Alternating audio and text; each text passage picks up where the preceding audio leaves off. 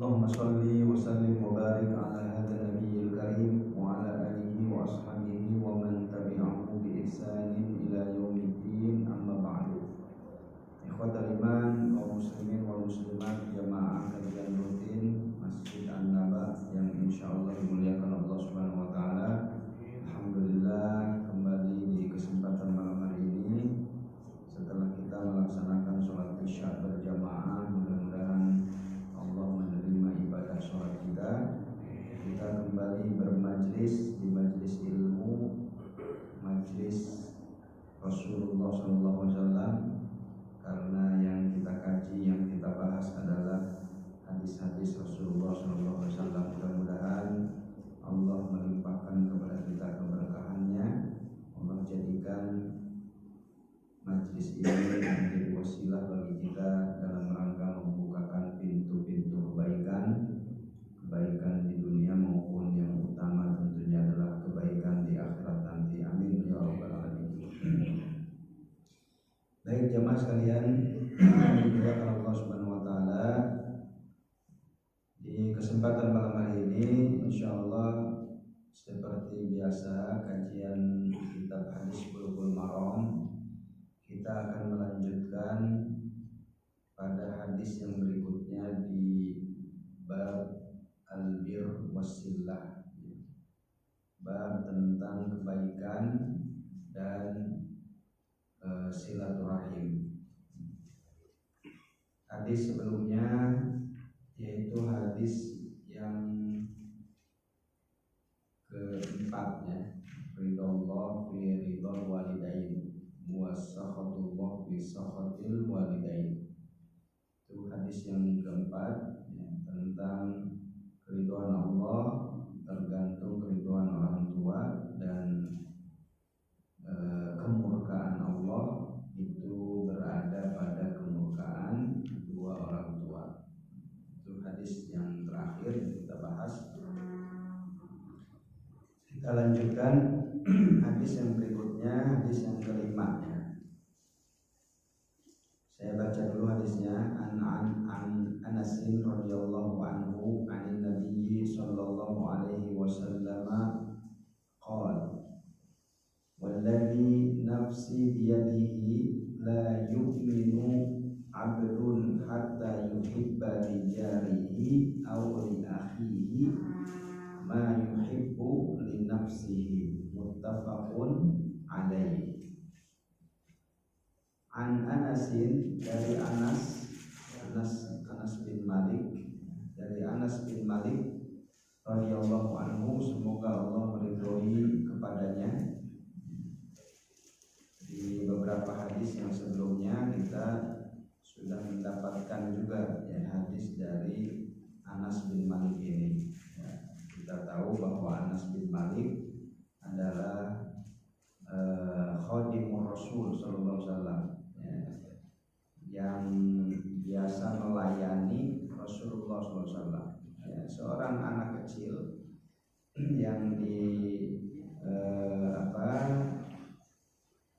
dikatakanlah diwakafkan oleh ibunya ya, oleh orang tuanya kepada Rasulullah SAW untuk disuruh-suruh sama Nabi ya.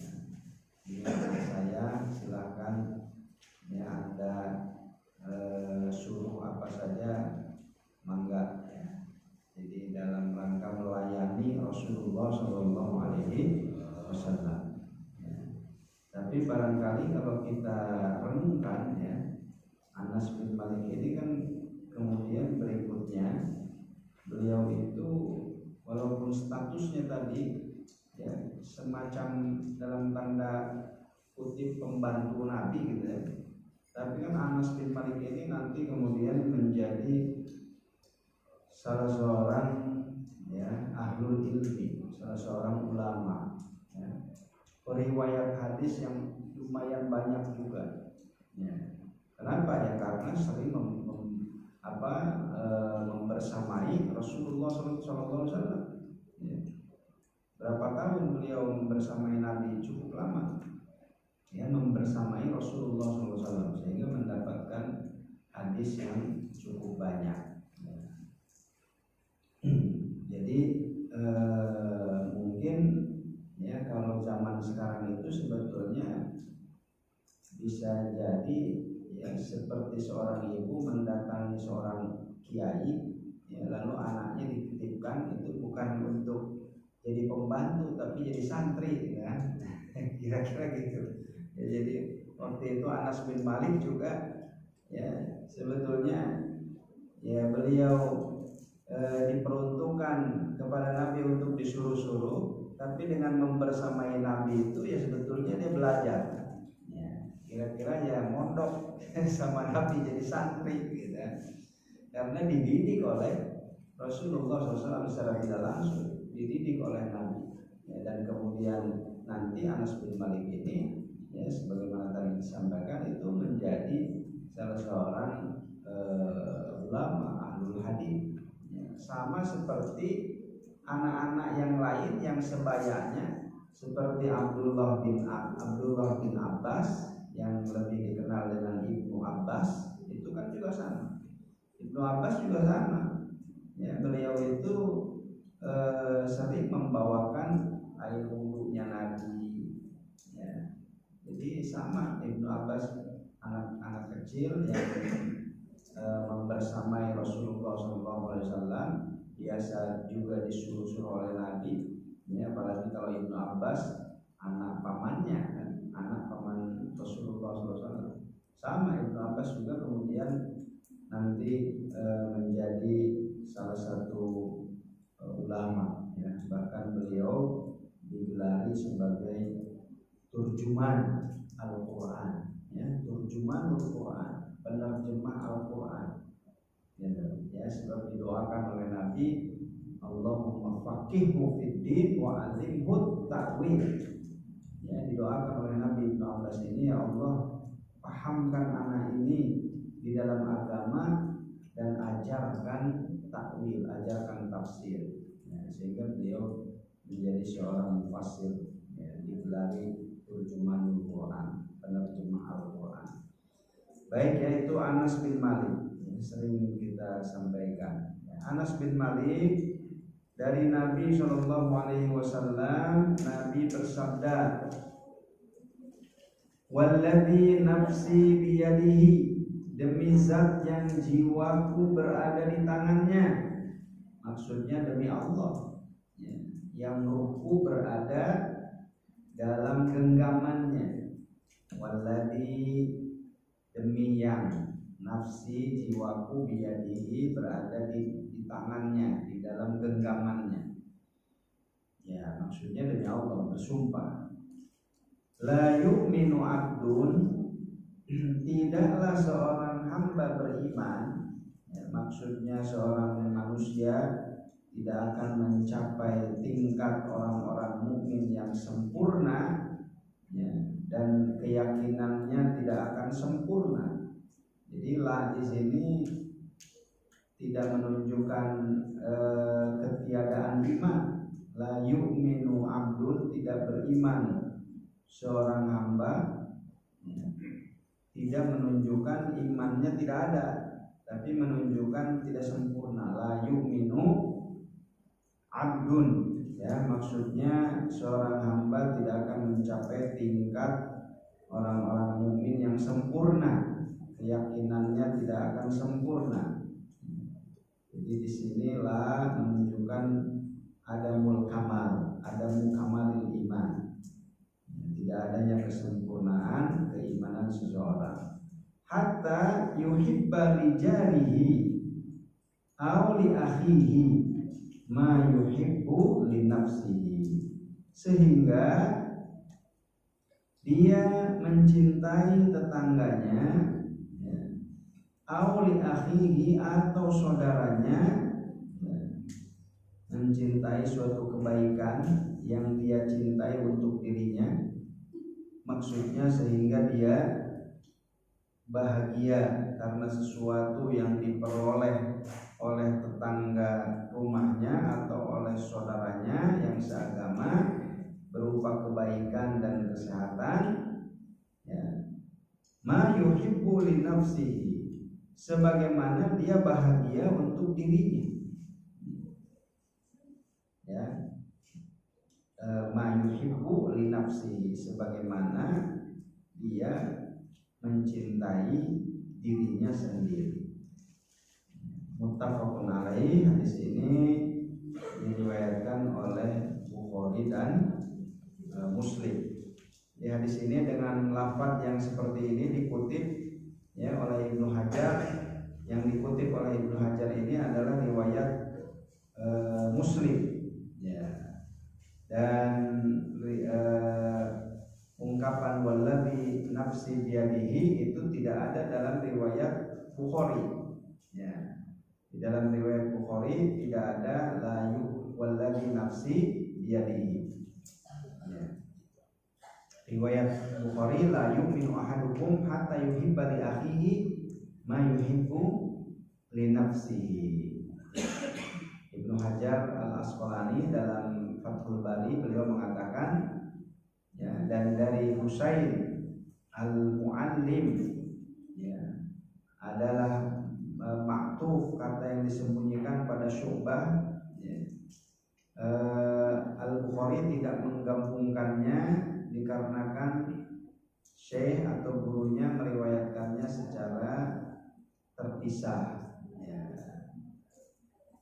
La yu'minu abdun hatta yuhibba li akhihi wa li jarihi ya. Di dalam riwayat lain la yu'minu abdun, tidak sempurna keimanan seorang hamba hatta yuhibba li akhihi, sehingga dia mencintai saudaranya, wa li jarihi, dan juga tetangganya. Jadi itu perbedaannya antara riwayat Bukhari dan riwayat Muslim ya. Tapi yang riwayat Bukhari disebutkan tidak menggunakan wallazi nafsi biyadihi, tapi intinya pesannya adalah sama ya. Meniadakan kesempurnaan keimanan seseorang ya, seorang hamba ya, sehingga seorang hamba itu mencintai saudaranya, mencintai tetangganya sebagaimana dia mencintai dirinya sendiri. Jadi bagaimana apa yang disukai oleh dirinya, nah itu juga yang seharusnya diberikan juga kepada saudaranya. Apa yang dirasakan oleh dirinya, maka seperti itu pula ya, bisa dirasakan oleh saudaranya. Jadi barangkali dari hadis ini ya, kita bisa mengukur ya, bahwa sebelum kita bertindak, sebelum kita mengatakan sesuatu, mungkin bisa mengukur diri kita ya, kira-kira kalau saya seperti itu bagaimana perasaannya ya. Nah jangan sampai kemudian apa yang kita tidak merasa suka dengan sesuatu tersebut ya, itu juga tentu ya, kita tidak mengharapkan terjadi kepada saudara kita. Jadi harus seperti itu ya. Jadi hadis ini sekali lagi menunjukkan kesempurnaan ya, keimanan ya. Kewajiban untuk peduli ya dengan kebaikan ya, untuk aljar tetangga ya. Sekalipun ya, kalau tetangga ya tidak harus dia itu seakidah seagama, kebaikan ya kepada tetangga itu ya, itu adalah merupakan satu keharusan ya, berbuat baik dalam hal muamalah ya, dalam hal muamalah ya, bukan dalam urusan untuk akidah dan ibadah, tapi di dalam muamalah ya, dengan tetangga itu tidak dibatasi ya, oleh agama ya. Sedangkan li akhihi ya, kepada saudaranya ya, hatta yuhibba li akhihi, kepada saudaranya di sini itu yang dimaksud adalah saudara di dalam ya, seiman seislam di akhihi ya, saudara juga saudara ya, dalam hal apalagi kalau saudaranya itu selain iman dan Islam juga saudara secara ada hubungan ya, kekerabatan ya, tentu itu lebih dikuatkan lagi. Nah, ini hadis yang pertama ya pada malam hari ini saya kira cukup jelas ya bagaimana Rasulullah SAW memberikan satu arahan ya kepada umatnya ya agar saling menyayangi, saling mencintai ya, menumbuhkan ukhuwah Islamiyah ya, juga memberikan perhatian ya, di dalam bermuamalah dengan al-jar ya, dengan tetangga. Baik, kita lanjutkan hadis berikutnya, hadis yang ke-6. Ini hadis yang kelima, tentu kalau dikaitkan dengan babul birri wasilah ya, hadis ini tentu sangat berkaitan ya. Kaitan dengan kebaikan. Nabi dalam hadis ini menganjurkan untuk berbuat baik ya, berbuat baik kepada tetangga, berbuat baik kepada saudara ya, sebagaimana kebaikan yang kita inginkan, yang kita harapkan untuk diri kita. Itu dalam hubungan albir. Asilahnya sama juga ya.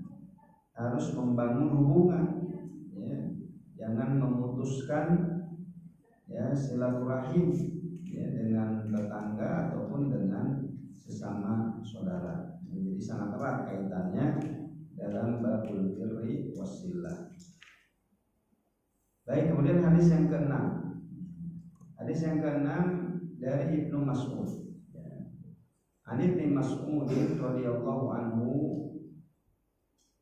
annahu qala sa'altu Rasulullah sallallahu alaihi wasallam ayyu dzanbi a'zamu qala an taj'ala lillahi niddan wa huwa khalaqaka qultu thumma ayyun qala an taqtula waladaka khasyata an ya'kula ma'aka qultu thumma ayyun qala an tuzaniya halilata jarika muttafaqun alaihi.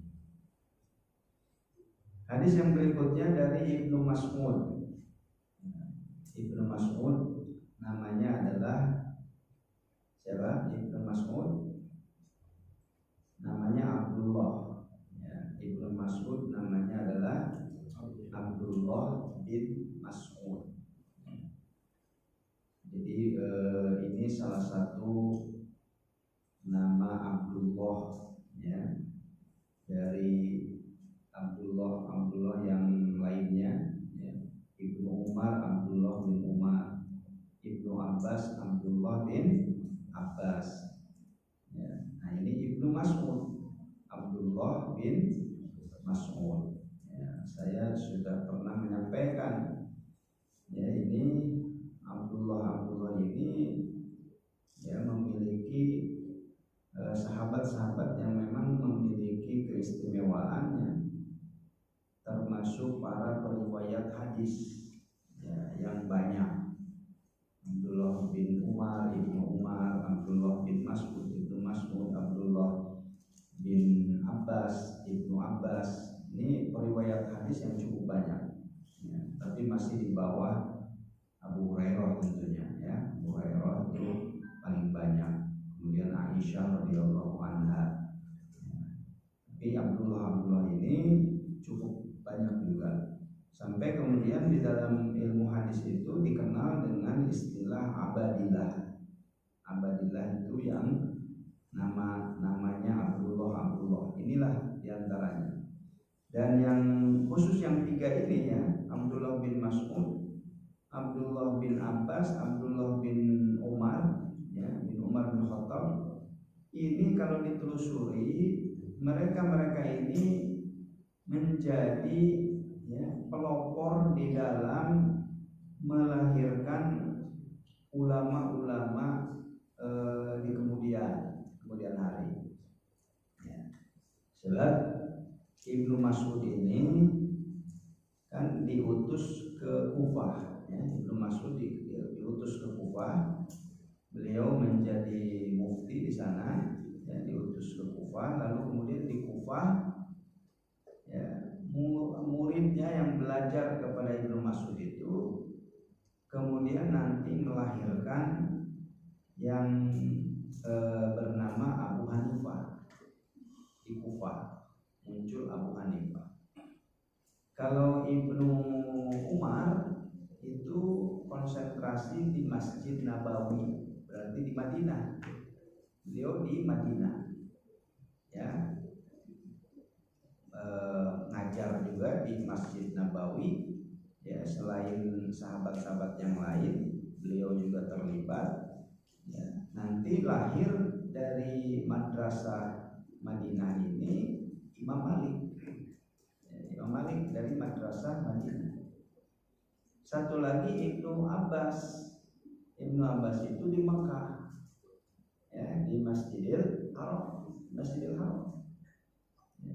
Dan Ibnu Abbas ya, sebagaimana dalam kitab Tarikh Tasyri' disebutkan, beliau di Masjidil Haram itu hampir setiap hari ya, membuka kajian, ya, sampai ada jadwalnya.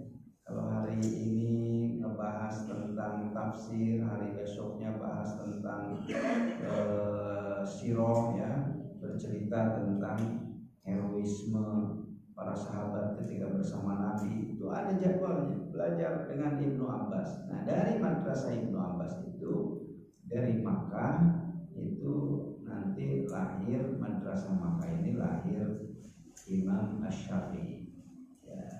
Yang kemudian nanti Imam Syafi'i berguru kepada Imam Malik di Madinah. Ya, antara Imam Syafi'i dengan Imam Malik usianya cukup jauh. Ya, Imam Malik sudah menjadi syekh, ya, sudah menjadi ulama terpandang. Beliau sudah menulis kitab Al-Muwatta, kitab hadis Al-Muwatta. Imam Syafi'i waktu itu baru berusia kurang lebih ya 10 tahunan ya, ketika belajar dengan Imam Malik. Ya, dan Imam Syafi'i menjadi murid kesayangan Imam Malik.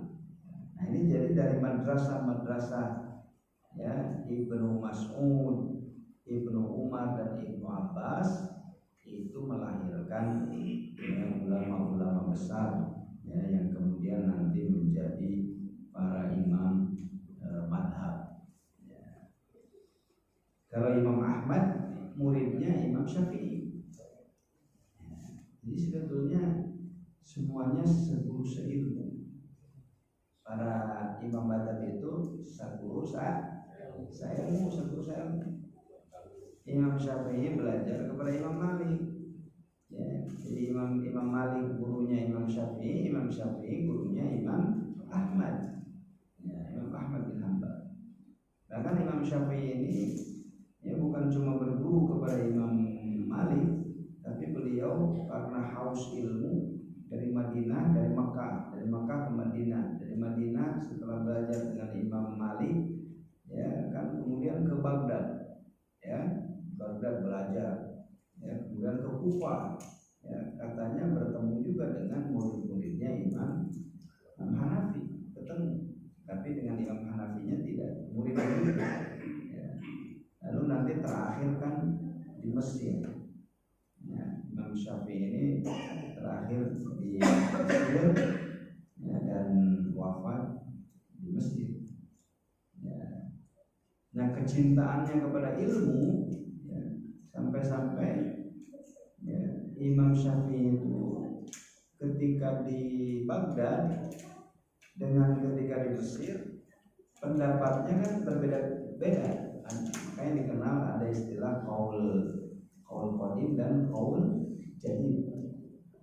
Qaul qadim itu pendapat lama, qaul jadid pendapat baru. Itu menunjukkan, ya, bagaimana semangat belajarnya Imam Syafi'i yang terus diupdate, ya, semangat belajarnya.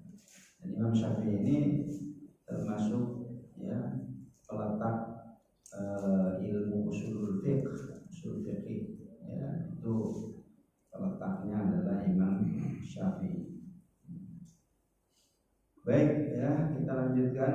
Jadi itu sekilas tentang Ibnu Mas'ud, ya, yang bernama Abdullah bin Mas'ud. Perawakannya kecil. Abdullah bin Mas'ud itu pernah beliau naik manjat pohon, kelihatan oleh para sahabat betisnya kecil, kemudian diketawain sama para sahabat, ya, karena betisnya kecil. Ketika itu ditegur oleh Rasulullah SAW, ya, walaupun betisnya kecil seperti itu, tapi, ya,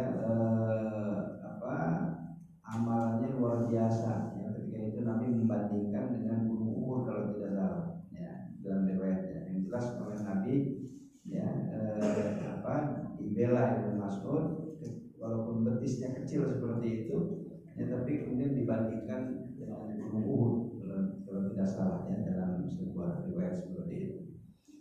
Nah, itu Ibnu Mas'ud. Ibnu Mas'ud bercerita, sa'altu Rasulullah sallallahu alaihi wasallam.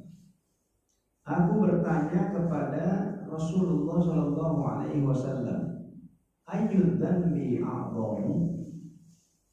Ya Rasulullah, ayyud dzanbi a'dhamu? Dosa apakah yang paling besar? Tentu sahabat Ibnu Mas'ud bertanya kepada Rasulullah SAW, ya, tentang dosa yang paling besar, ya, untuk diketahui dan dengan diketahui supaya dapat dihindari. Para sahabat, ya, banyak bertanya kepada Nabi tentang amalan-amalan yang paling afdol, amalan-amalan yang paling baik, ya, banyak tuh hadis. Para sahabat bertanya, ayyul amali afdol, ya Rasulullah, amal apa yang afdol? Ya, ayyul islami khair, Islam yang baik yang seperti apa?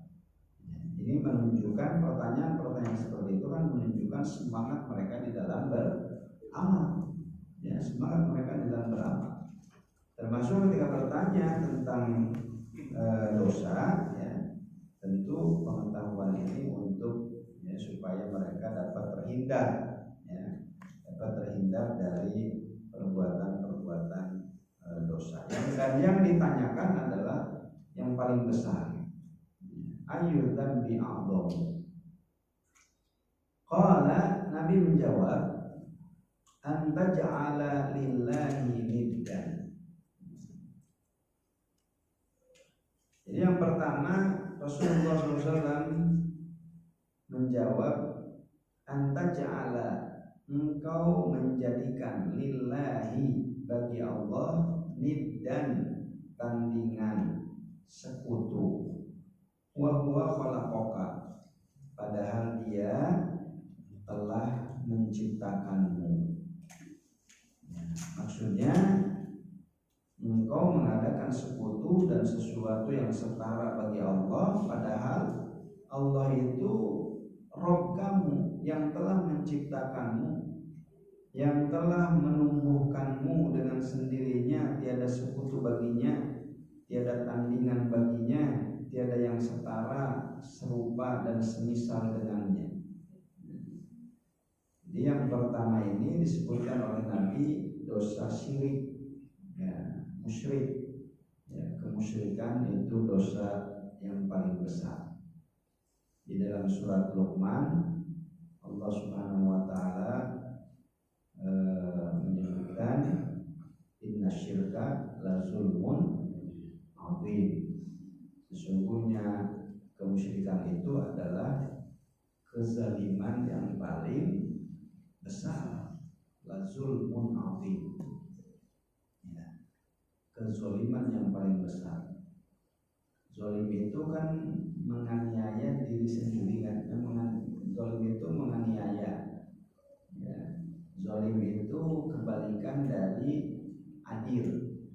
Ya, berarti orang yang zalim itu orang yang tidak adil. Nah, orang yang musyrik dia enggak bersikap adil. Harusnya Allah Subhanahu wa taala yang satu, yang esa, ya, yang telah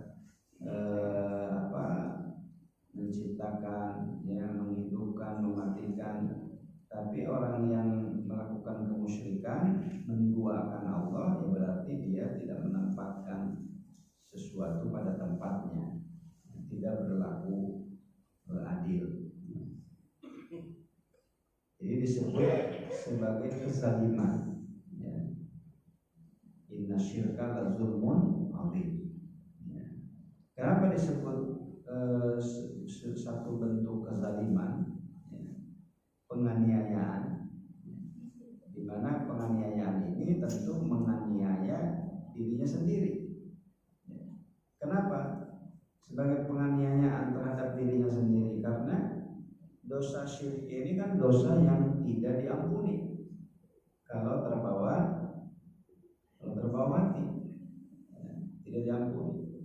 Tapi kalau sebelum mati bertaubat kepada Allah, meninggalkan perbuatan syirik, ya itu Allah menerima.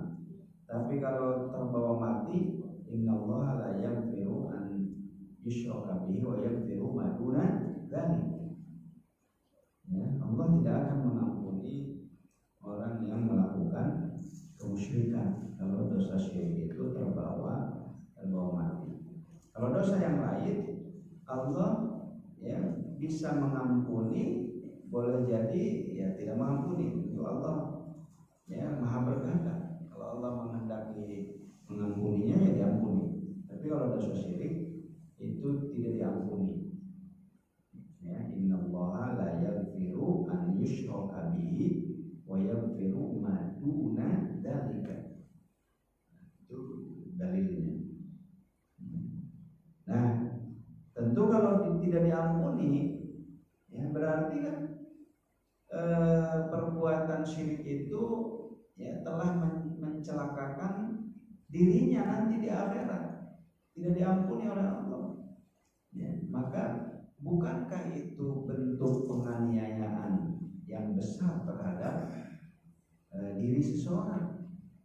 Dia telah menjerumuskan dirinya nanti di akhirat, ya menjerumuskan kepada ya kesengsaraan hidup nanti ya di akhirat. Bukankah itu bentuk penganiayaan diri, ya, dan penganiayaan yang paling besar, karena Allah tidak memberikan ampunan. Nah itu ya kenapa disebut sebagai lazulmun azim, ya kezaliman yang besar. Kemudian Ibnu Mas'ud bertanya lagi, qultu, aku berkata, summa ayyun, lalu apa lagi? Kemudian apa? Maksudnya lalu dosa apa lagi yang paling besar sesudah menyebutkan Allah, apa lagi? Qala, Nabi menjawab, antaqtula waladaka khasyata an ya'kula ma'aka. Antaqtula waladaka, engkau membunuh anakmu, khasyata karena takut, karena khawatir, an ya'kula ma'aka, dia ikut makan bersamamu. Maksudnya dosa yang paling besar sesudah mempersekutukan Allah adalah seseorang membunuh anaknya karena takut fakir, karena takut miskin, ya. Antak pula waladaka, kalau di dalam Al-Quran khosyata imla, ya, membunuh anaknya karena takut makan bersamanya. Ini dosa besar, ya, dosa besar juga, ya. Kalau di hadis yang sebelumnya kan kita membahas tentang wa'dul banat, ya, sudah ya, wa'dul banat. Ada 3 perkara yang diharamkan oleh Allah Subhanahu wa taala. Innallaha harrama 'alaikum uquqal ummahat wa wa'dal banat wa man'an wahad.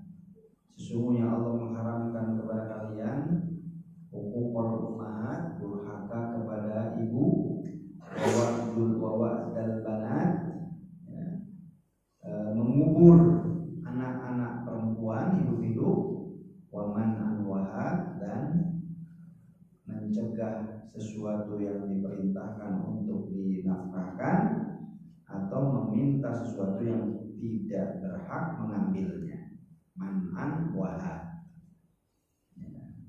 Terjemahannya jadi panjang, padahal kalau arti man'an itu menahan, ya, mana itu menahan, ya, menolak, melarang. Man'an wahad, had itu mengambil, ya, memberi hak, ya. Wa man'an wahad, jadi menahan, ya, menahan, mencegah yang diperintahkan untuk dinafkahkan tapi ditahan. Wahad, ya, itu mengambil atau meminta yang tidak berhak mengambilnya. Nah, di hadis sebelumnya yang diharamkan itu wa'dal banat, membunuh anak perempuan hidup-hidup. Ya, sudah kita jelaskan yang merupakan tradisi dulu orang jahiliyah, tradisi orang Arab jahiliyah dahulu seperti itu. Walaupun tidak semua orang Arab jahiliyah melakukan seperti itu, ya. Cuman ada sebagian, ya, terutama yang klannya itu, kabilahnya itu, katakanlah kabilah Jawara, ya, ya, Jawara. Kenapa? Kabilah-kabilah Jawara ini mereka kan kalau Jawara ya jago perang, ya, orang Jawara itu jago perang, dan terus turun temurun kejawaraannya itu diwariskan turun temurun. Maka ketika punya anak perempuan, ya, mereka merasa anak perempuan nggak bisa diharapkan, ya, menjadi mewarisi kejawaraan, sehingga mereka merasa terhina, ya, kalau punya anak perempuan merasa terhina. Dalam Al-Quran bahkan digambarkan wajahnya memerah kalau diberi kabar gembira mendapatkan anak perempuan. Wajahnya memerah karena marah, karena malu, ya, nggak mau, ya. Nah, kemudian tradisi tadi mengubur hidup anak-anak perempuan. Nah, kalau ini membunuh anaknya karena faktor tadi kesombongan, karena faktor ya, salah satunya faktor kesombongan, ya. Ini diharamkan oleh Allah Subhanahu wa taala, termasuk dosa, ya, dosa besar. Nah, yang di dalam hadis yang sekarang ini itu motifnya adalah karena takut miskin, motifnya, ya. Antak pula waladaka khosyata anja pula ma'aka, ya. Ini saya nggak tahu, ya, apa ada kaitannya, ya, apa yang sempat ramai juga, ya, katanya miskin kalau pengen dapat bansos harus di itu apa? Harus disuntik apa namanya? Ya, sehingga kan dikomentari ya oleh apa MUI ya, dikomentari ya, haram nggak boleh. Kalau tujuannya ya tujuan dari melakukan vasektomi itu ya, itu niatnya ya niatnya yang seperti itu ya kaitan dengan takut dengan rizki masalah itu haram tak boleh. Makanya para ulama di dalam masalah keluarga berencana ya, di dalam masalah program KB keluarga berencana itu kan pendapatnya dua. Pertama ada yang diharamkan, yang kedua ada yang dibolehkan. Jadi program ini ya, yang kemudian nanti programnya kan berkaitan dengan penggunaan alat-alat kontrasepsi ya, penggunaan alat-alat kontrasepsi itu juga harus dilihat motifnya ya. Jadi motifnya dua. Kalau yang dibolehkan itu motifnya adalah dalam rangka tanzim ya. Jadi menggunakan alat-alat seperti itu tujuannya adalah dalam rangka tanzim. Tanzim itu memanage ya, merencanakan. Boleh kalau memanage merencanakan ya, tujuannya bukan tahdid, bukan membatasi. Nah, jadi selama ya tujuannya adalah dalam rangka merencanakan, memanage ya, supaya jaraknya tidak terlalu berdekatan, itu dibolehkan kalau niatnya motifnya seperti itu. Tapi kalau tahdid ini diharamkan ya. Tahdid itu membatasi itu diharamkan ya, tidak boleh gitu. Nah itu dua pendapat ya, bukan dua pendapat ya, para ulama membedakan ya ketika menjelaskan tentang hukum KB apa, hukum KB ditanya dulu tujuan KB-nya apa. Kalau untuk membatasi nggak boleh, tapi kalau untuk tanzim, merencanakan, mengatur ya, kemudian memanage itu dibolehkan ya. Karena sebetulnya secara tersirat ya, pengaturan kelahiran itu di dalam syariat secara tersirat itu sudah ada. Dengan apa ya, dengan menyusui ya, itu sudah ada pengaturan jarak ideal kira-kira begitu ya. Ya jadi ulah setahun ini gitu ya, tapi harus direncanakan itu secara tersirat ya, sudah ada ya di dalam syariat. Paling sedikit 3 tahun, paling sedikit. Lebih dari itu ya silakan boleh, asal tujuannya tadi dalam rangka ya, merencanakan dan mengatur angka kelahiran, bukan membatasi. Itu dibolehkan. Kenapa? Karena secara syariat ya, secara tersirat ya, syariat Islam itu sudah memberikan pengaturan. Kan di dalam Al-Quran disebutkan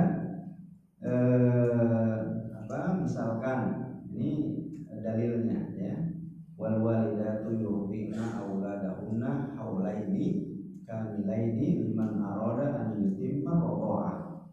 Bagi para ibu ya, hendaklah menyusui anaknya itu memberikan hak menyusuinya sampai haulaini kamilaini 2 tahun, ya, sampai 2 tahun. Ya, berarti selama 2 tahun itu kalau bisa, ya, si ibu memberikan perhatian kepada bayi ini selama 2 tahun. Jangan dulu ada adiknya gitu ya. Nah, jadi kalau baru setahun sudah ada adiknya lagi, maka belum memberikan haknya. Harusnya haulaini kamilaini 2 tahun. Ya, demikian juga di dalam ayat lain, ya, wa hamluhu wa fisaluhu 30 syahra. Ya. Wa hamluhu masa hamil, wa fisaluhu sampai masa menyapihnya itu 30 syahra, itu 30 bulan. Ya, masa mengandung sampai masa menyapih ada 30 bulan. Ya. Nah, ayat ini juga mengonfirmasi bahwa kehamilan paling sedikit itu 6 bulan kehamilan. Ya. Kenapa 6 bulan? Sebab disimpulkan dari ayat ini, mengandung sampai melahir sampai disapi salasuna syahra 30 bulan. 30 dikurangi 24 masa menyusui 24 bulan, sisanya 6. Berarti mengandung itu, ya, 6 bulan itu paling sedikit. Ya. Ini satu istinbat yang istinbat yang jeli sekali, sehingga Imam Ali kalau tidak salah, ya, Imam Ali atau Utsman, ya, antara Ali atau Utsman, ya, beliau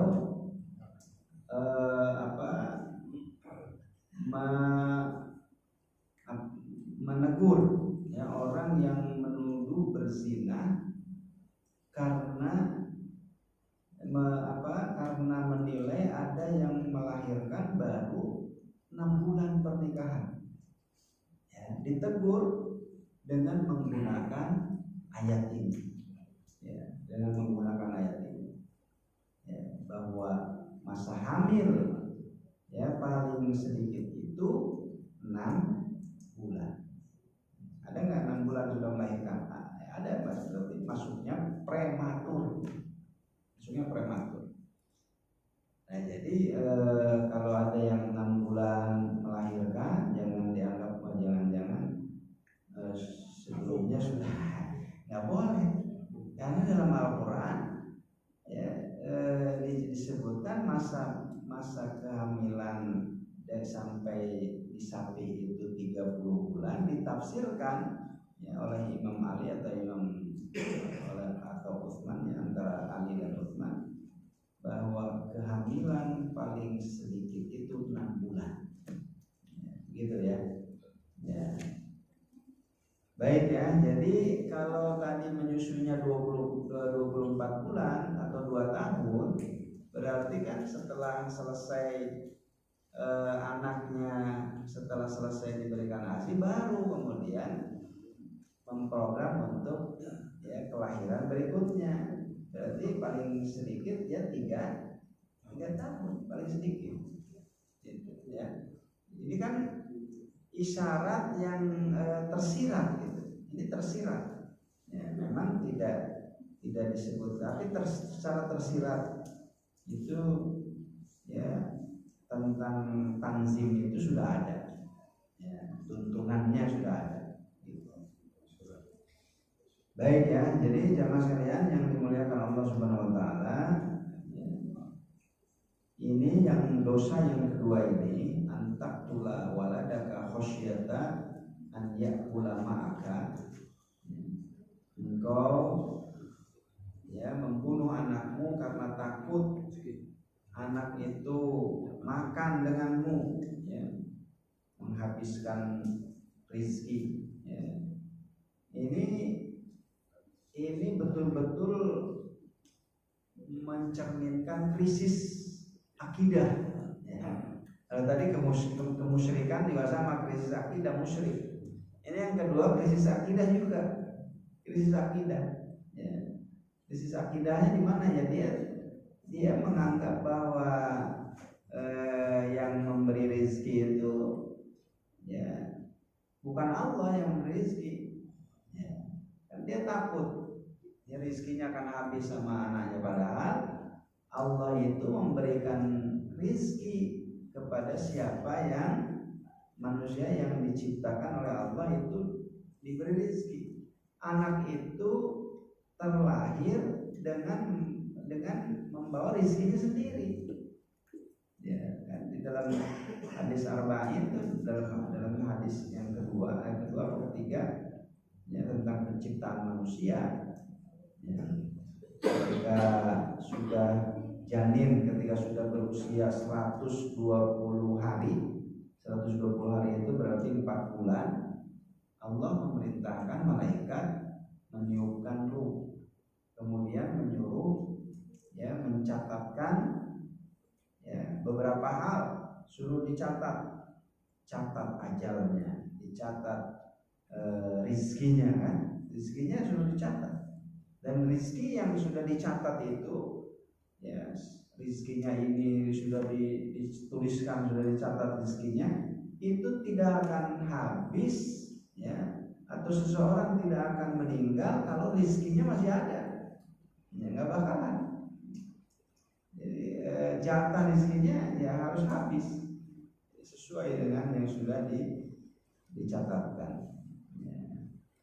Jadi orang yang tidak memiliki keyakinan ya, kepada Allah Subhanahu Wa Taala terkait dengan rezeki, ya tentu ini memberikan indikasi kerapuhan ya akidah, ya kerapuhan akidah.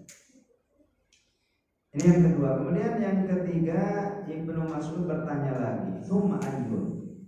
Ya, "Tsumma ayyun?" Lalu apalagi? Ya, dosa apalagi yang paling besar? Ya, sesudah membunuh anak karena takut fakir, karena takut miskin. Kemudian Rasulullah SAW menjawab, "Antuzania halilat tajarika."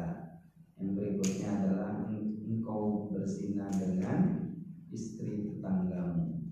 Ya, ini yang ketiga merupakan dosa besar. Ya, menjadi dosa besar bukan hanya karena perbuatan zinanya. Ya, berzina itu tentu dosa besar, tapi di sini bagaimana Rasulullah SAW ya, memberikan tetangga yang tadi di hadis sebelumnya, ya di hadis sebelumnya itu harus terlindungi gitu ya, harus dijaga, dilindungi, dihormati. Nah ini malah melakukan perbuatan fahsya, ya perbuatan fahsya. Nah ini yang ketiga juga sama ya. Sebagaimana pertama krisis akidah, ya, yang kedua ya, kalau yang pertama merusak akidah, kemusyrikan itu merusak akidah, yang kedua krisis akidah, yang ketiga juga tentu sama ya, krisis keimanan, ya krisis keimanan. Kenapa? Karena seorang mukmin itu ketika melakukan dosa, kata Nabi, tidak mungkin seorang mukmin itu melakukan perbuatan dosa kecuali karena ya imannya lepas. Ya, jadi kalau imannya lagi ada ya nggak mungkin. Berarti imannya sedang ditanggalkan, imannya sedang lepas. Ya. Nah inilah ya 3 dosa besar ya, yang disampaikan di dalam hadis ini ya, bahwa dosa yang paling besar itu adalah mempersekutukan Allah, kemudian membunuh dengan tanpa alasan yang benar, terutama orang yang membunuh anaknya karena takut fakir, kemudian melakukan perbuatan fahsya, ya, zina, terutama berzina dengan istri tetangga. Kemudian dengan hadis ini wajib, ya, tuntunan dari Rasulullah SAW untuk menghormati dan melindungi tetangga, ya, menjaga dari segala hal-hal yang membahayakan. Kemudian yang terakhir, ya, kewajiban untuk memberantas berbagai kebiasaan tradisi jahiliyah, ya, di mana hal-hal yang tadi yang membunuh anak itu merupakan di antara tradisi jahiliyah. Ya. Baik, barangkali di kesempatan malam hari ini, ya, kita cukupkan dua hadis, ya, ya, dalam bab al-birri wasilah, ya. Dan hadis yang ke-6 ini juga kalau dilihat dari hubungannya dengan babul birri wasilah tentu sangat berkaitan, ya. Sangat-sangat berkaitan. Perbuatan-perbuatan dosa tentu akan meniadakan kebaikan, ya. Dan sebagiannya bisa memutuskan, ya, memutuskan tali silaturahim. Ini saja mungkin yang dapat disampaikan. Yang benarnya datang dari Allah, yang salah dari kekeliruan pribadi saya sendiri. Aqulu qouli hadza wa astaghfirullahal azim li wa lakum. Subhanakallahumma wa bihamdika asyhadu an la ilaha illa anta astaghfiruka wa atubu ilaik. Wassalamualaikum warahmatullahi wabarakatuh.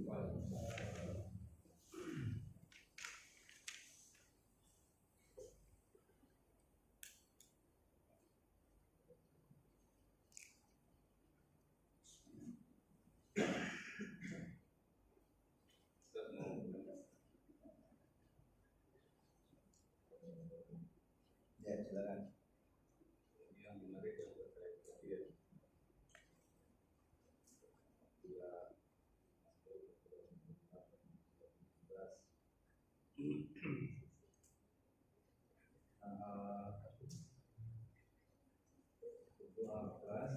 kita di Mekah, ya, terus madrasahnya ada menghasilkan Imam Syafi'i, Ya. terus dari Imam Syafi'i sendiri, terus ada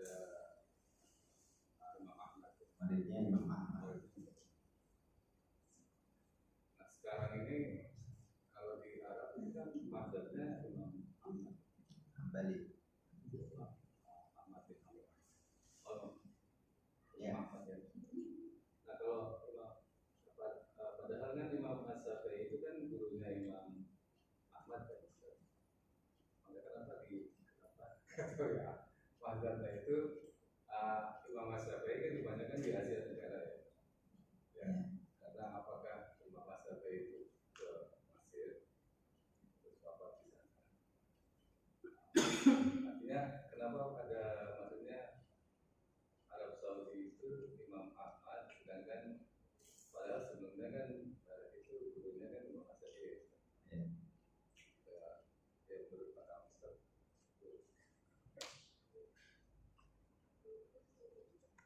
Baik.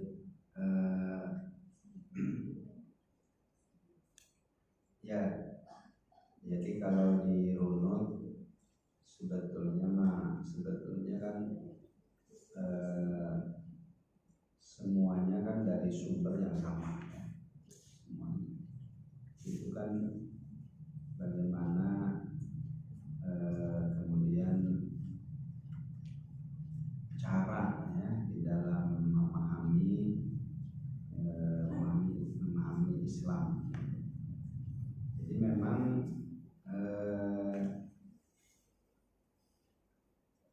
Imam Ahmad bin Hanbal itu, ya, lebih banyak diadopsi pemahaman adopsi di katakanlah di Arab Saudi.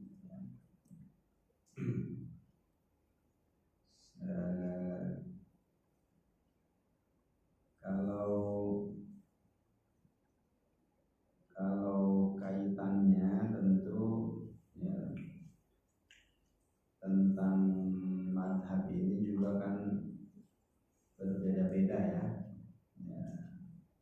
Pendapatnya ada yang menyebutkan bahwa perbedaan-perbedaan di antara madhab-madhab itu kan memang disebabkan karena keterbatasan pada saat itu, ya, keterbatasan yang ada pada saat itu. Misalkan ya, perbedaan pendapat madhab ya, di Imam Hanafi itu diantaranya kan karena keterbatasan hadis yang didapatkan ya. Hadis yang didapatkan itu berbeda. Kalau Imam Malik kan di Madinah, Imam Malik ya, di Madinah. Beliau mendapatkan sumber tentu yang berlebih dibanding dengan Imam Abu Hanifah yang berada di Kufah. Ya. Makanya Imam Abu Hanifah ya, lebih terkenal, beliau itu lebih banyak menggunakan katakanlah logika. Ya. Kenapa? Karena sedikit di dalam mendapatkan referensi. Ya, itu menjadikan perbedaan-perbedaan pendapat. Di samping juga di antara para madzhab itu kan Abu Hanifah termasuk yang paling tua. Abu Hanifah itu termasuk yang paling tua. Kemudian menyusul Imam Malik, lalu Imam Syafi'i, dan yang terakhir Imam Ahmad bin Hanbal. Nah, sebetulnya apa ya, perbedaan-perbedaan di antara para imam ini kan memberikan pemahaman kepada kita untuk sebetulnya untuk tidak terlalu ta'assub dengan madzhab-madzhab yang ada, bahwa mereka juga ya antara guru dengan muridnya itu ya kadang bukan kadang ya berbeda pendapat gitu. Ditentukan oleh pemahaman mereka yang terus berkembang.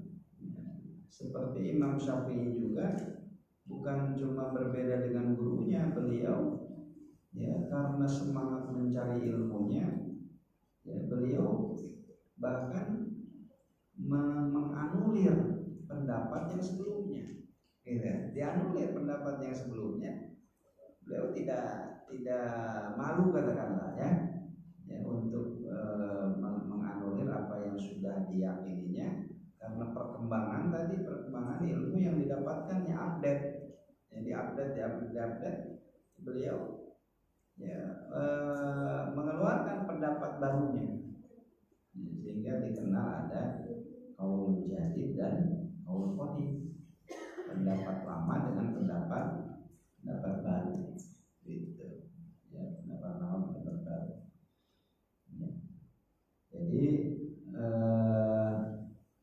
pengaruh Imam Ahmad bin Hanbal ini mungkin juga dipengaruhi oleh, karena kan kalau di Saudi lebih banyak mengambil Ibnu Taimiyah ya, dan Ibnu Taimiyah termasuk yang memang banyak mengambil sumber-sumber dari Imam Ahmad bin Hanbal. Barangkali dari situ ininya penelusurannya itu dari situ. Apalagi pada masa Imam Ahmad bin Hambal terjadi fitnah ya, terjadi fitnah antara kaum ahlul hadis, ahlul athar ya, dengan aliran lain lah. Nah, ini juga memberikan pengaruh yang cukup kuat ya. Di salah satu yang berada di barisan terdepan mempertahankan ahlul athar ini adalah Imam Ahmad bin Hambal ya, ahlul athar ya.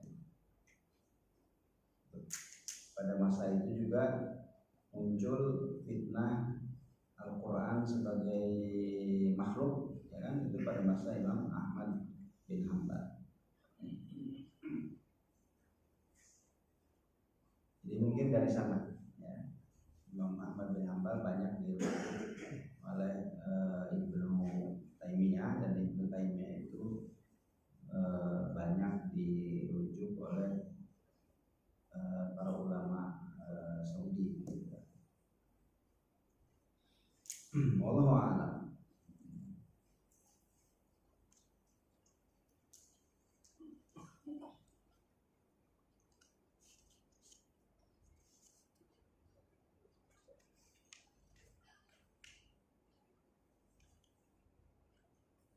Kalau sekarang kan pendidikan atau pengajaran yang berkembang itu yaitu menggunakan fikihnya fikih muqarrin atau fikih muqarran, perbandingan madhab ya.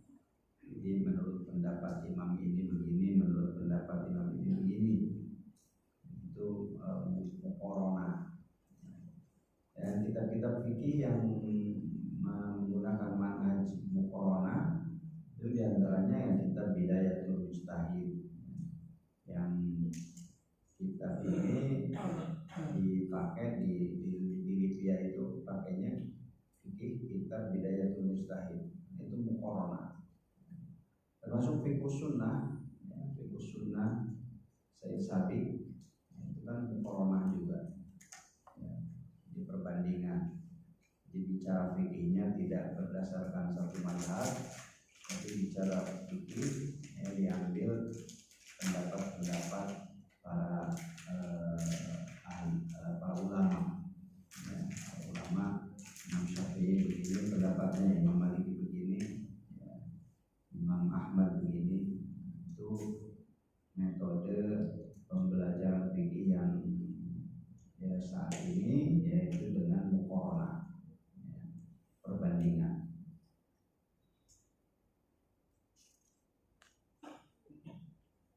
Demikian barangkali Allah.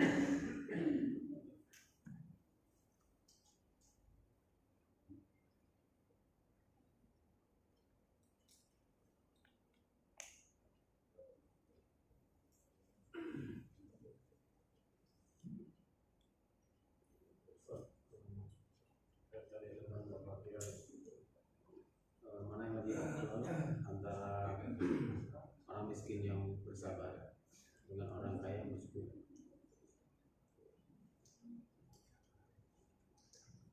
Ya,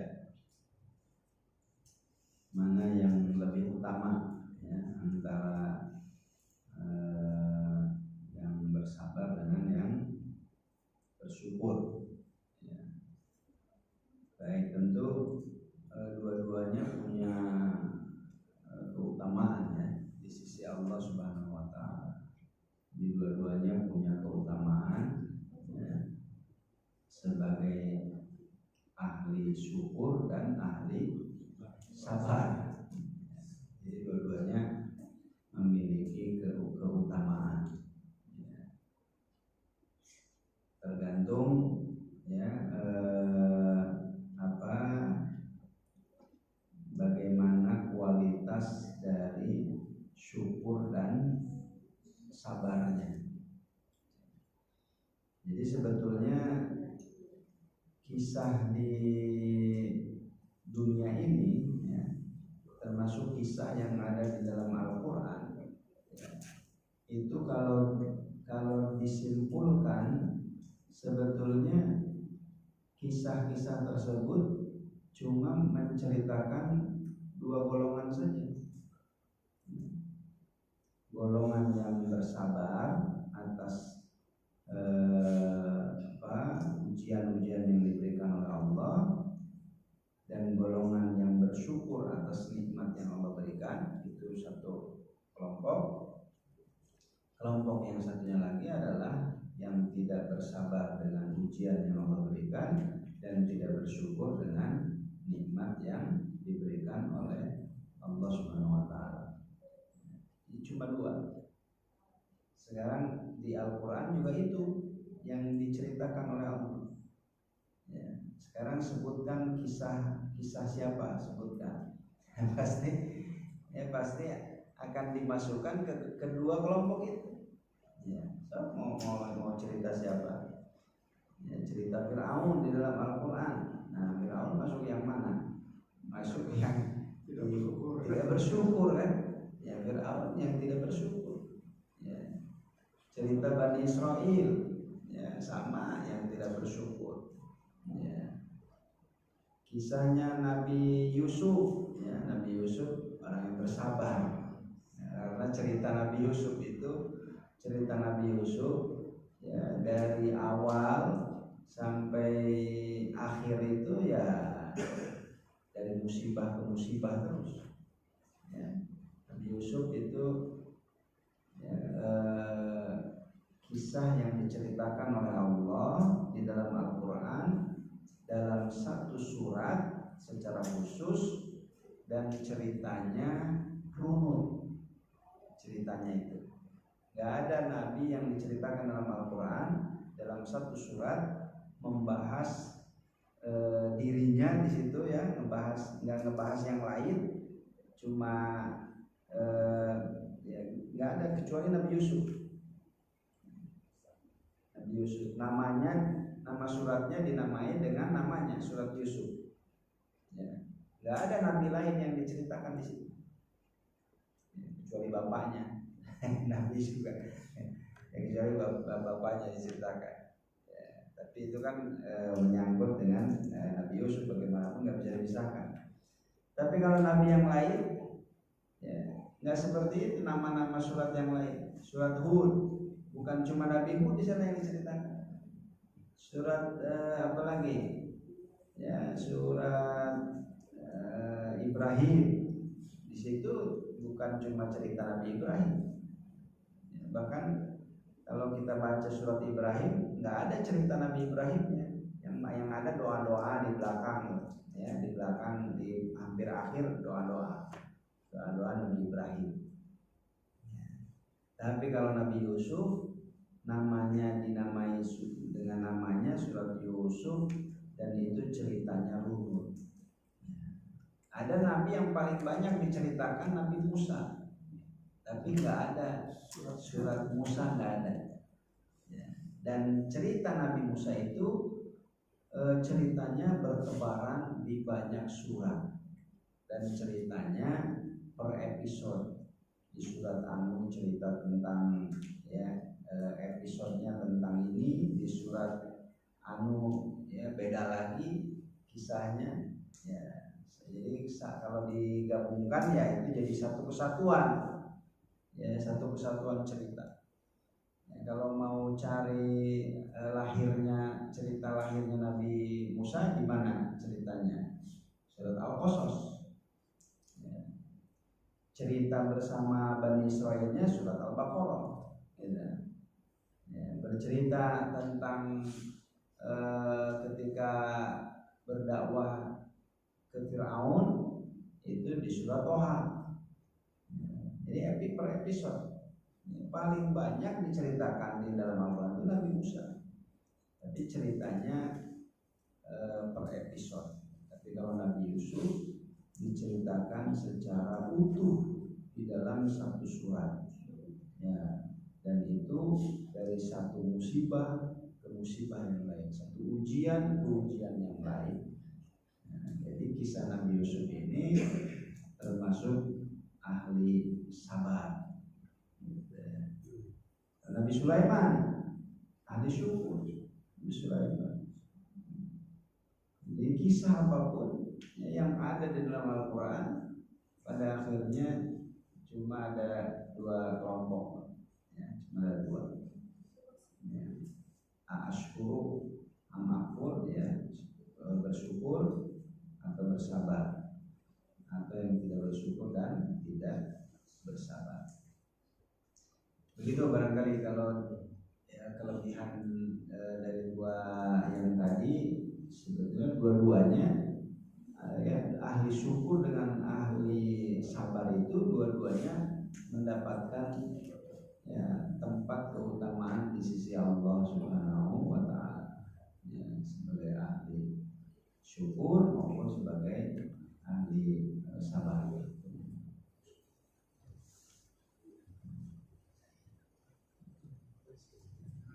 Tapi katanya kalau masuk surganya duluan orang-orang miskin, karena orang kaya lama dihisabnya.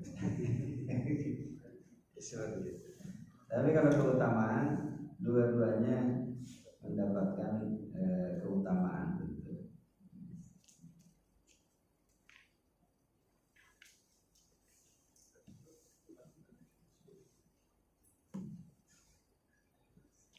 Baik, cukup ya.